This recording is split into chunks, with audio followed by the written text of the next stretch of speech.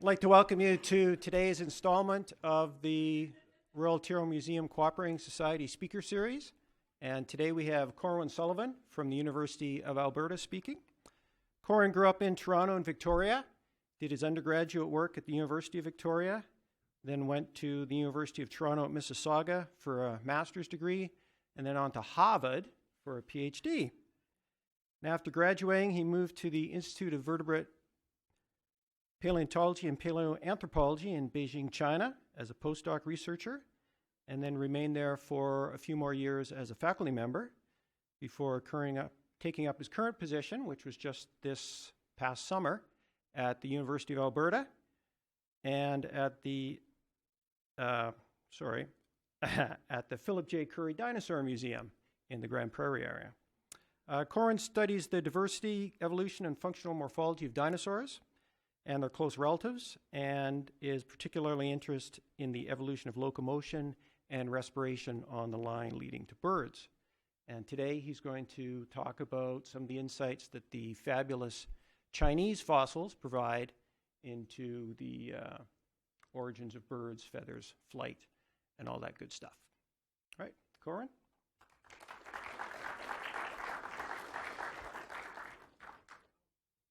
Good morning, and thank you, Jim, for that very kind introduction.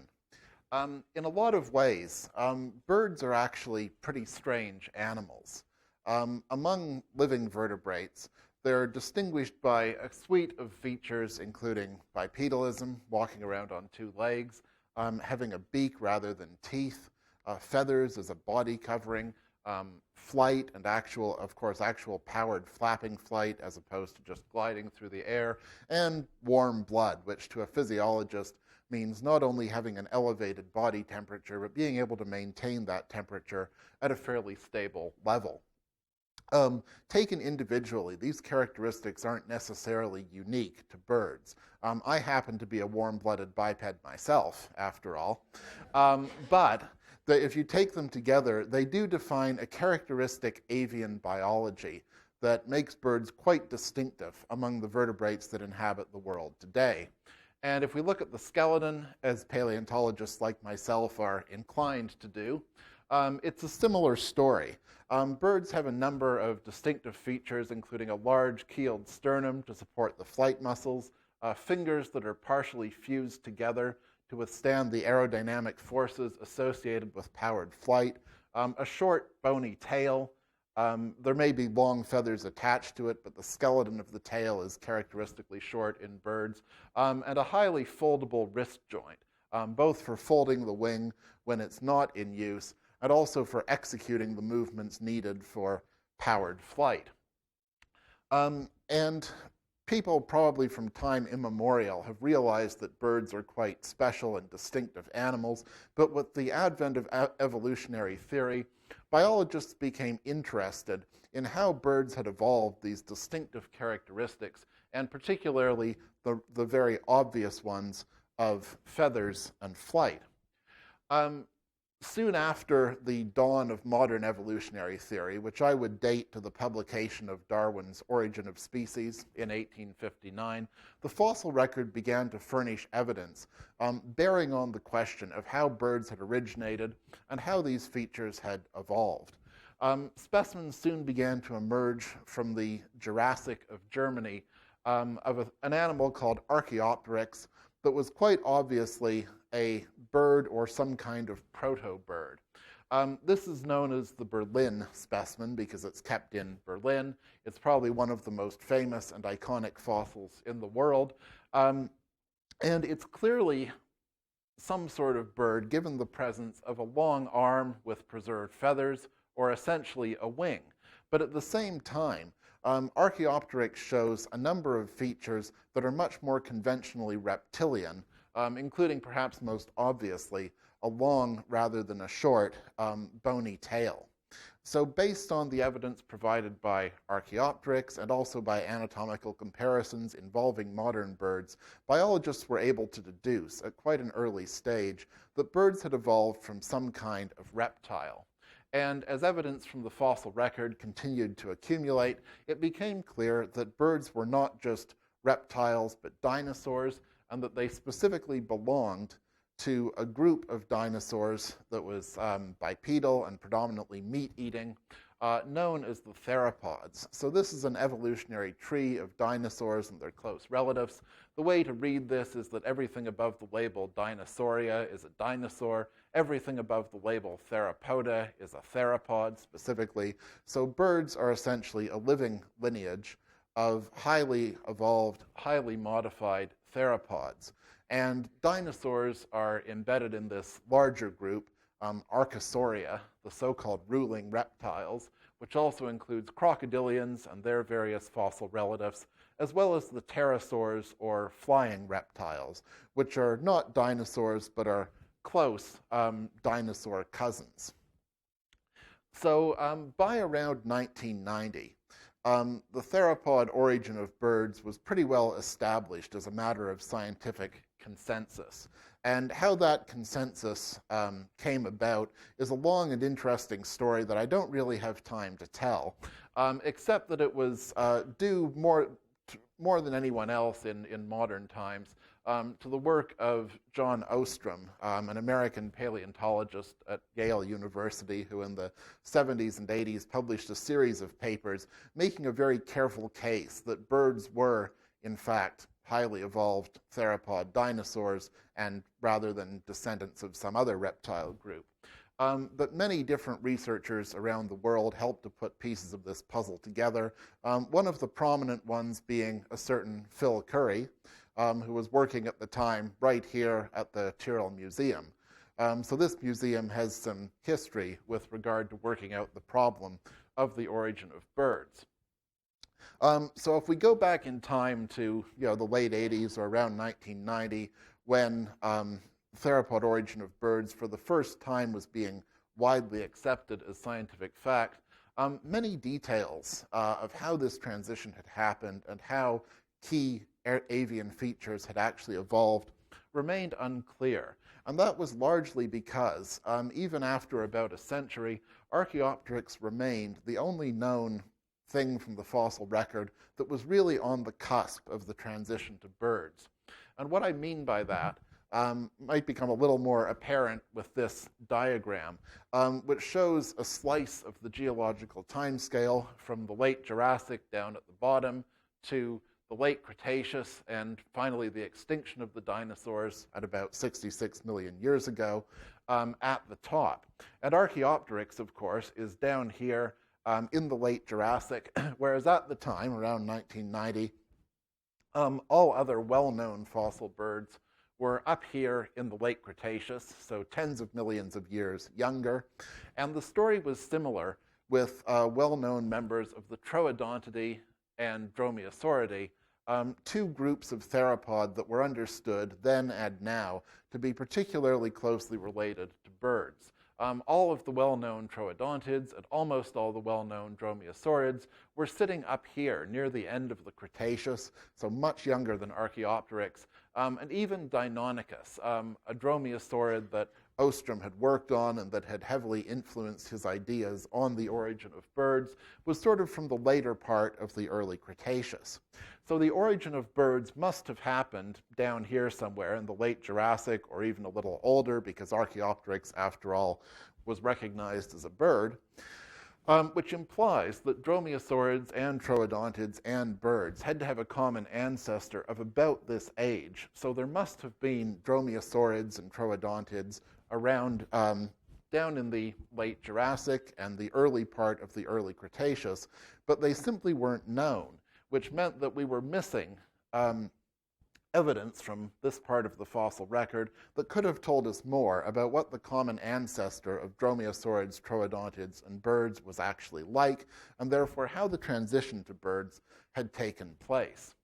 And this situation, this paucity of evidence, really began to change in the mid-1990s as the result of new fossil discoveries from China, and particularly as a result of work done in this building, the Institute of Vertebrate Paleontology and Paleoanthropology, which is usually called, for obvious reasons, the IVPP in English, in Beijing. And I spent nearly 10 years working at the IVPP, from first as a postdoc and then as a faculty member from the fall of 2007 until the spring of last year when I moved to Alberta. And the IVPP, like the Tyrrell Museum, is a real powerhouse of vertebrate paleontology. There are dozens of vertebrate paleontologists and paleoanthropologists based there as faculty, together with their postdocs and graduate students and technicians, as well as a large fossil collection containing many specimens of world-class importance. And new fossils are always coming through the door. So the IVPP was very well positioned to make major contributions to different areas of vertebrate paleontology and continues to do so today. But the IVPP has been especially well positioned to contribute to our knowledge of the origin and early evolution of birds because through an accident of geology, northeast China has a large number of fossil specimens relevant to this transition.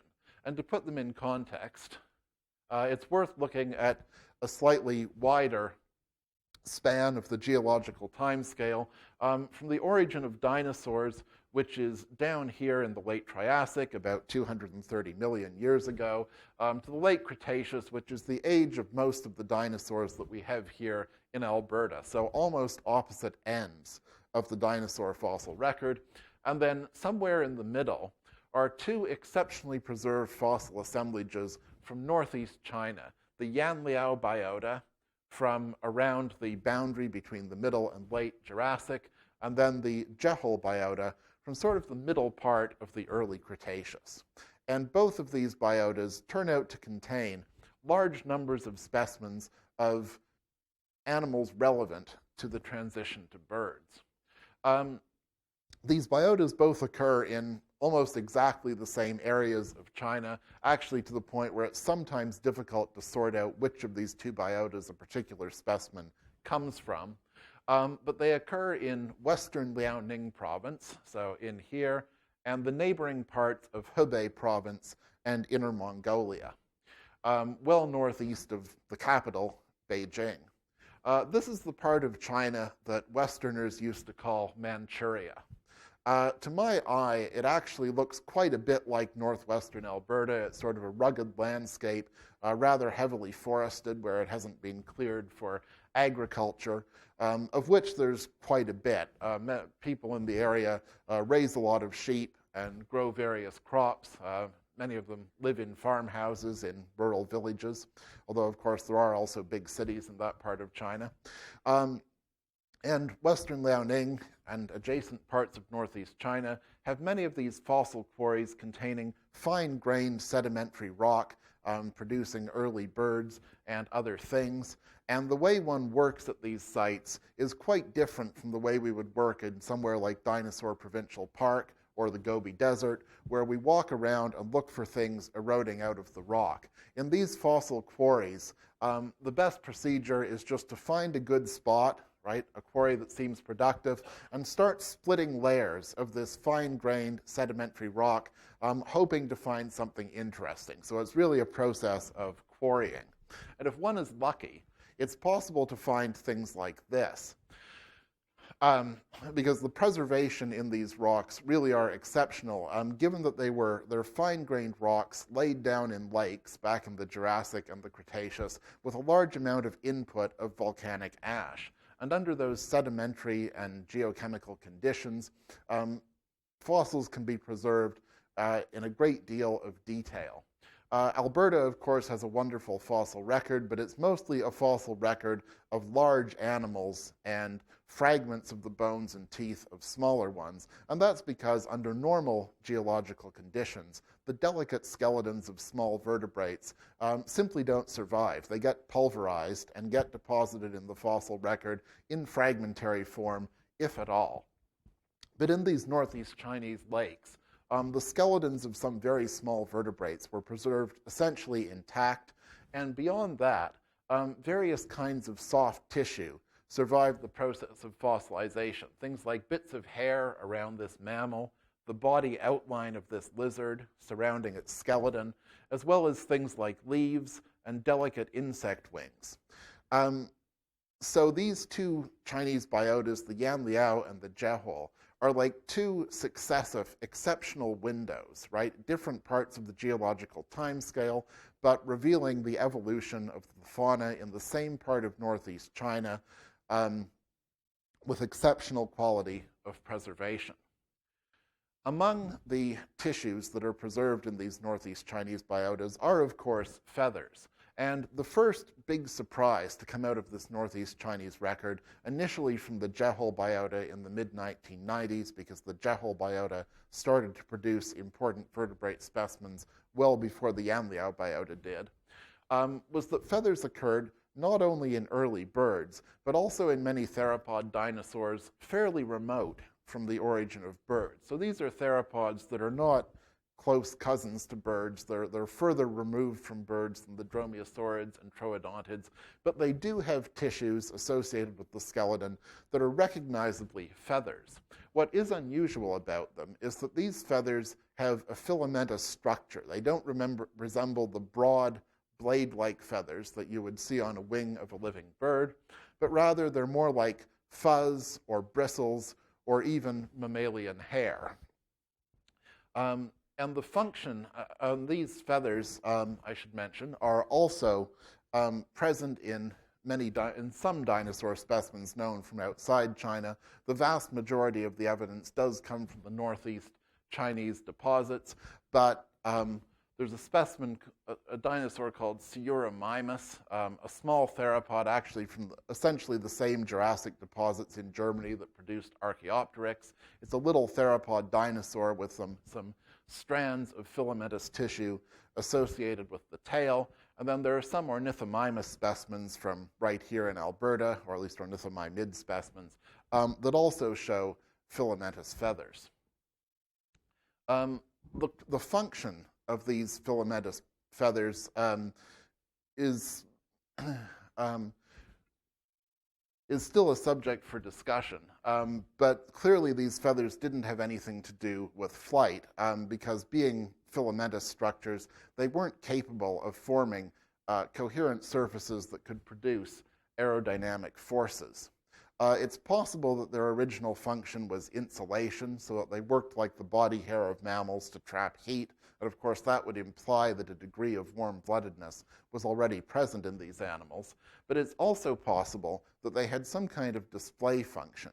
And evidence for that comes from structures called melanosomes, essentially preserved little grains of pigment that allow paleontologists to make some deductions about the coloration of fossil feathers. And by looking at the preserved melanosomes in Sinosauropteryx, which is a small theropod with filamentous feathers relatively distant from the origin of birds, paleontologists have been able to deduce that Sinosauropteryx had kind of a rufous coloration, so reddish, with some banding on the tail. So quite a striking color pattern, raising the possibility that these feathers were used not for insulation, or at least not only for insulation, but also for some kind of social or sexual signaling. As we more closely approach the origin of birds, so get into theropods that are more closely related to birds, we start to see, not surprisingly, feathers that resemble those of modern birds in having what's called a pennaceous morphology. That is, these are the kind of broad blade-like feathers you would see on the wing of a modern bird, with a broad surface called the vane surrounding a central shaft. And these are seen, for example, in basal members of a theropod group called the Oviraptor. This is an animal called Caudipteryx that's particularly well known, and several specimens of Caudipteryx show small pennaceous feathers associated with the hands and also with the tail. This is a reconstruction of Caudipteryx by the artist Louis Ray. The colors you see here are not based on evidence from melanosomes or on anything other than Louis Ray's vivid imagination, and they're arguably a little over the top. But the shape of the wings and the tail is quite accurate in this reconstruction. So the reconstruction's correct in showing Caudipteryx as a chunky little animal. It would have weighed about 5 kilograms with small wings that were almost certainly too small to get it off the ground, either in flapping flight or in gliding, but nevertheless resembled the wings of birds in their basic form. And even more closely related to birds, the Jehol Biota contains undoubted dromaeosaurids such as Microraptor, which bear pinnaceous feathers, and in fact have feathers that are not just pinnaceous, but also asymmetric in the sense that the vein, the broad surface of the feather, is much wider on one side of the central shaft than the other, and this is a morphology that's characteristic of the flight feathers of modern birds. And the Yanliao Biota contains an animal called Anchiornis and some of its close relatives, which may be primitive troodontids, although evidence is starting to emerge that they're actually very early birds, comparable to Archaeopteryx. But if they are troodontids, as is also quite possible, then the northeast Chinese deposits will be providing direct evidence that both dromaeosaurids and troodontids, these two theropod groups, particularly closely related to birds, had included at least some members with pinnaceous feathering. So here's a family tree of birds and their close relatives. Birds, of course, are up here. Dromaeosaurids and troodontids together make up a lineage called the Deinonychosauria, and Deinonychosaurs and birds together make up this group Paraves, the Paravians. And as we move further from the origin of birds, we encounter a group called the Scansoriopterigids, which I haven't mentioned yet, but I'll talk about them a little later. They're quite strange and special and enigmatic little theropods.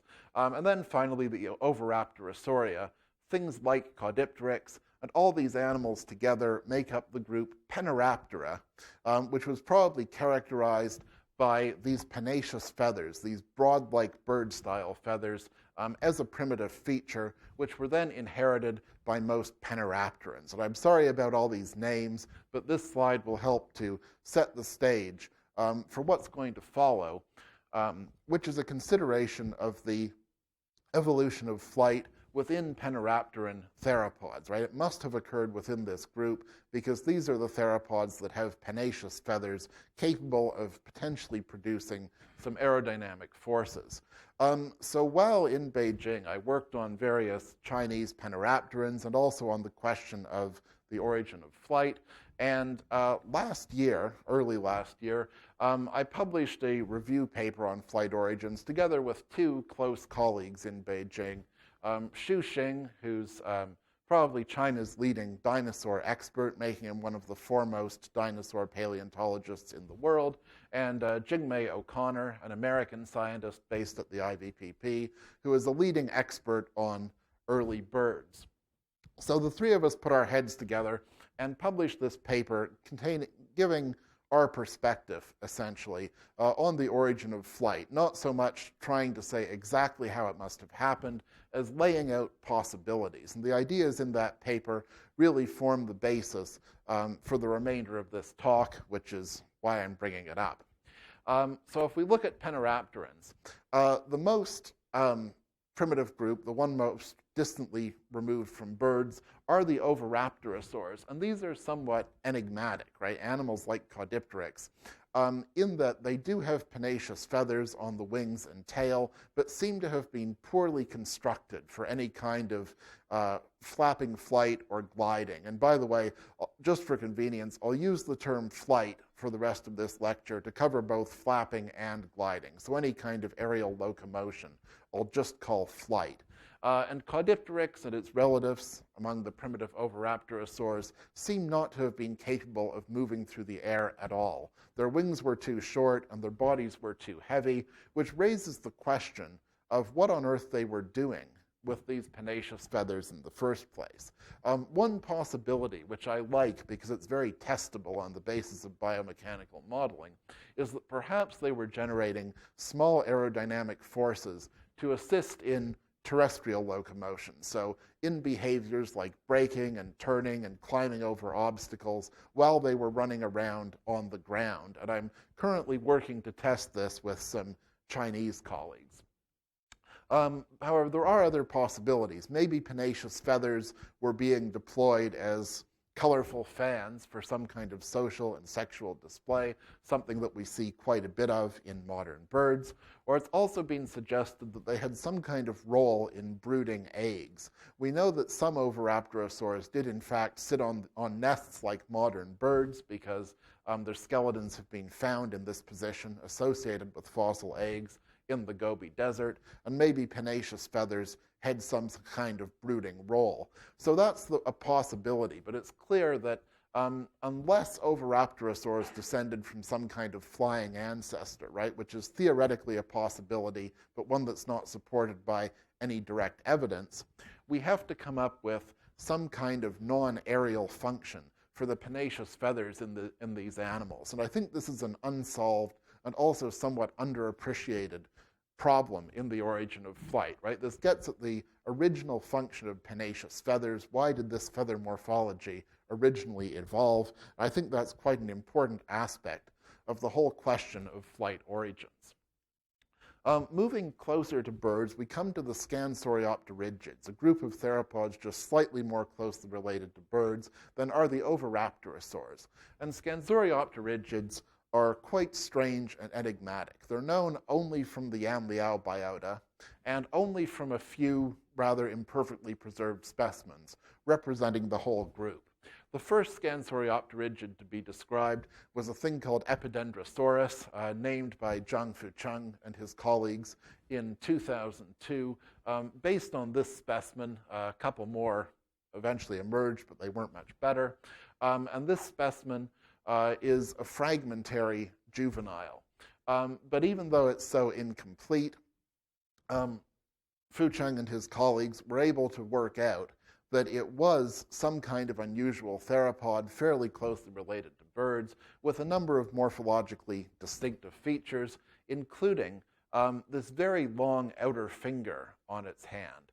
These Scansoriopterygids had 3 fingers on the hand, like most advanced theropods do and like modern birds, and one of these fingers was extremely long. And they suggested at the time that perhaps this finger was being used to probe under bark to search for insects and other invertebrates, which is behavior we see today in an unusual and frankly a bit spooky-looking primate called the Ii from Madagascar. The Ii has 2 elongate fingers on each hand, one of which is very slender and can be pushed under bark to dig out insects and other tasty things.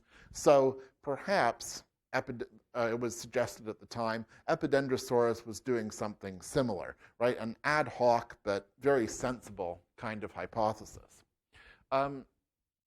Several years later, Zhang Fucheng, again with a number of co-authors, this time including me during my first year or so in China, described another Scansoriopterygid, a thing called Epidexipteryx. And this was known from just this one specimen from the Yanliao Biota, but this is somewhat better preserved than the available material of Epidendrosaurus, although unfortunately the hand is not well preserved at all, so it's not clear whether this animal had an elongate outer finger or not.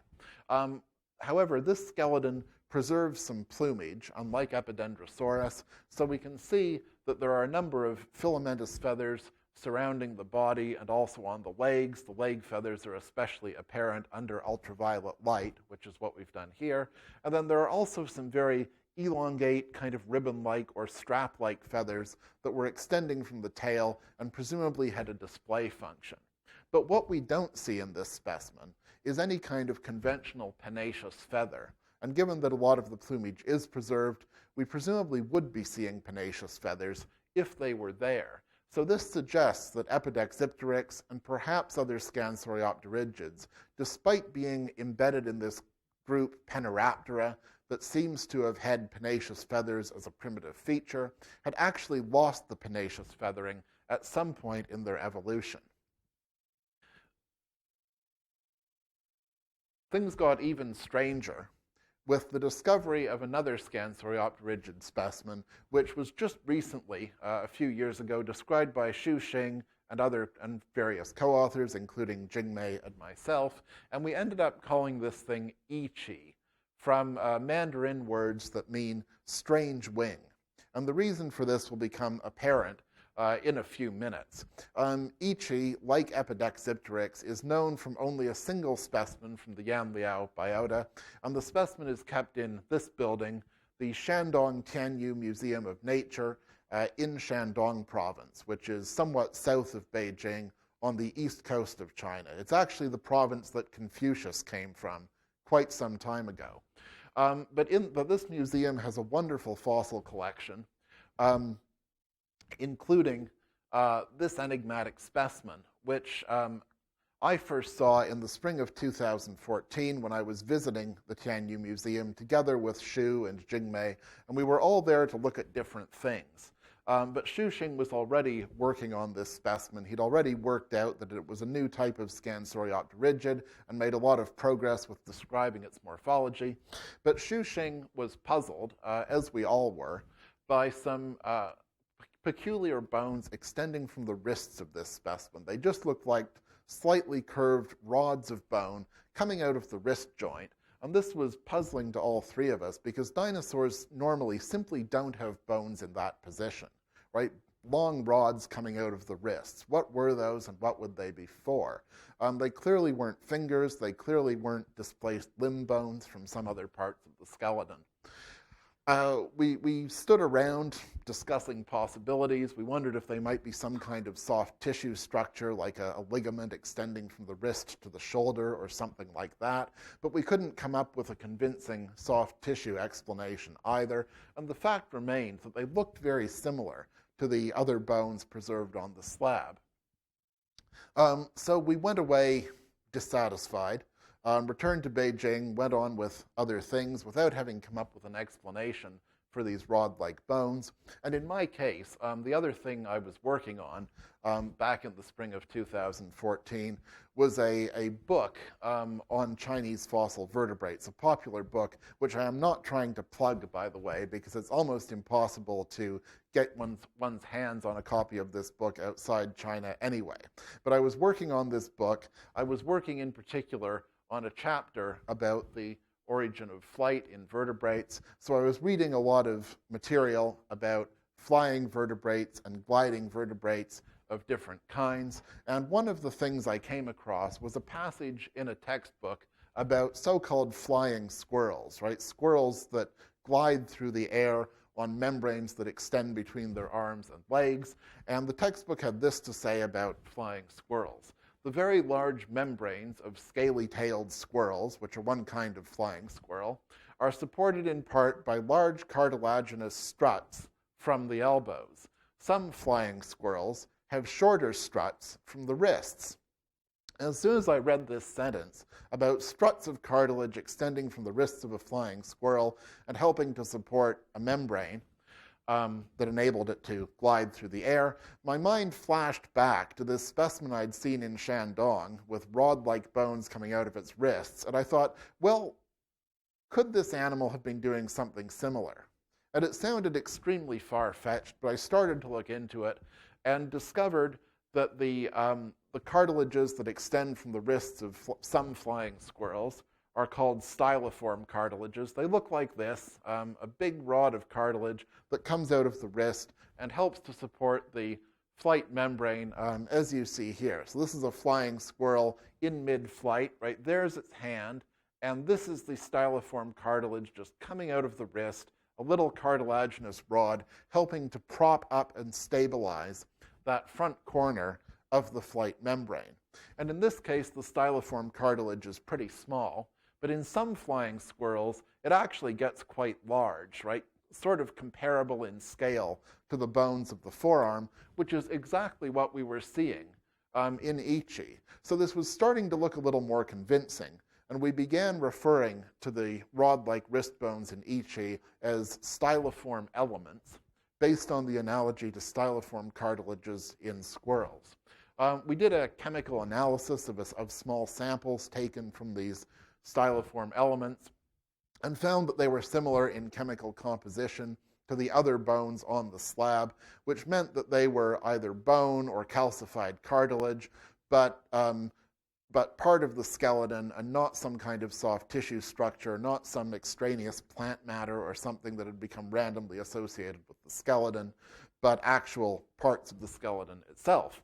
And then, to my amazement, Xu Xing went back to Shandong, had another look at the specimen, and found that there were actually preserved scraps of what certainly looked like membranous soft tissue associated not only with the styliform elements, but also with the fingers. So we ended up reconstructing the wing of Ichi as looking something like this. And this is very conjectural in that the specimen is so fragmentary, and in particular the membrane is so scrappy, that we don't know the exact shape of the membrane. We don't know whether it attached to the hind limb. We don't know what the hind limb even looked like in this animal because of the incompleteness of the skeleton. But based on the scraps of membranous soft tissue and on the question of what else you would do with a rod-like bone like this extending from the wrist, right? We felt justified in concluding that Ichi probably had some kind of membranous wing supported by the styliform element and by the fingers, of which the outermost finger is actually quite elongate, as was the case in Epidendrosaurus. And this is, of course, very unusual for anything closely related to birds, because birds and their close theropod relatives, if they want to build a wing, normally do it out of feathers rather than out of skin. But there are examples elsewhere in vertebrates, plenty of examples, of animals that use some kind of rod-like bone or piece of cartilage extending from a limb joint to support part of the flight membrane. Pterosaurs do this with a wrist bone called the pteroid. Bats do it with a structure called the calcar, which can be made of bone or cartilage and extends from the ankle. So this isn't unprecedented among vertebrates as a whole. And we think it's possible that Ichi looked something like this, right? A glider on membranous wings soaring through the Jurassic skies. And this reconstruction of Ichi led us to a couple of conjectures, or at least led me to a couple of conjectures, one of which is that perhaps the long outer finger of Epidendrosaurus was involved in supporting a similar membranous wing. And if Epidexipteryx did have an elongate finger, perhaps it was doing the same thing as well, making this sort of a general Scansoriopterygid adaptation. We don't have an actual styliform element preserved in any other Scansoriopterygid, but perhaps it was made of cartilage in those cases, or perhaps the wing was small enough that it could be supported by the fingers alone. At this point, we just don't know, but it's an interesting possibility to consider. And another conjecture regarding how this condition might have evolved is that perhaps Scansoriopterygids early in their evolution lost their pennaceous feathers for some reason, didn't need them and reverted to a more filamentous body covering, and then experienced what we call a selection pressure or an ecological reason to evolve flight, to develop the capability to move through the air. And at that point, building a normal wing out of pennaceous feathers wasn't possible because pennaceous feathers had been lost, so they improvised and built a membranous wing out of skin instead. I don't know if that's the case, but it seems quite possible. In the last few minutes, we can turn to paravians, that is, dromaeosaurids, troodontids, and birds. And birds, of course, universally had pennaceous feathers, almost universally were capable of flight, but in dromaeosaurids and troodontids, the picture is more mixed. The northeast Chinese deposits contain dromaeosaurids like Microraptor that had pennaceous feathers and were also quite small-bodied and long-armed, so they had large wings and were certainly capable of flying. These early possible troodontids like Anchiornis seem capable of aerial locomotion for similar reasons. But many other dromaeosaurids and troodontids from different parts of the world, like Linharaptor and Gobi Venator here from the Gobi Desert, were either too large to fly or had such short arms that they couldn't have built plausible wings, or both. So dromaeosaurids and troodontids both seem to contain a mixture of flying and non-flying forms. And if we map the distribution of things that could fly onto a family tree, right, using this wing symbol to indicate flight, we have flight being characteristic of birds, characteristic of some troodontids and some dromaeosaurids, but not of others, and with the presence of flight being uncertain in some cases, and with conventional avian flight, which is what we're mapping here, being absent from Scansoriopterigids and Oviraptorosaurs. So feeding the distribution of flight into a computer algorithm suggests that the evolution of flight is ambiguous in the sense that it's possible that flight originated here at the base of Paraves, that it was a primitive Paravian feature and was then inherited by almost all birds, some dromaeosaurids and some troodontids, but lost in a few dromaeosaurids and troodontids. But it's also possible that flight appeared independently in birds and in some troodontids and some dromaeosaurids, right? On the basis of the evidence that we have now, both those scenarios seem quite plausible. So that's a live issue. And another live issue concerns how those Paravians those early Paravians that were capable of moving through the air actually did so.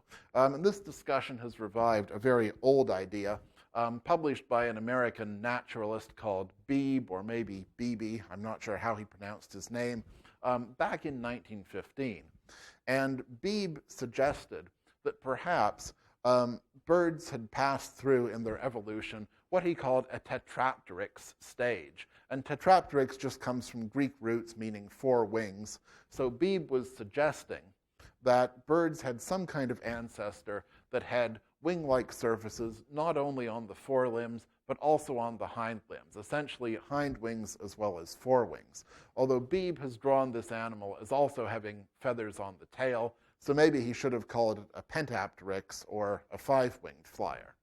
But in any case, this is what Beebe suggested, an idea that quickly fell by the wayside, I think it's fair to say, and wasn't discussed very much for decades until suddenly Xu Xing described the dromaeosaurid Microraptor back in 2003, and it turned out that Microraptor did indeed have large pennaceous feathers, not only on the forewings and tail, but also on the hind wings. So it looked very much like a Tetrapteryx, raising the possibility that this four-winged stage did in fact play an important role in the evolution of flight.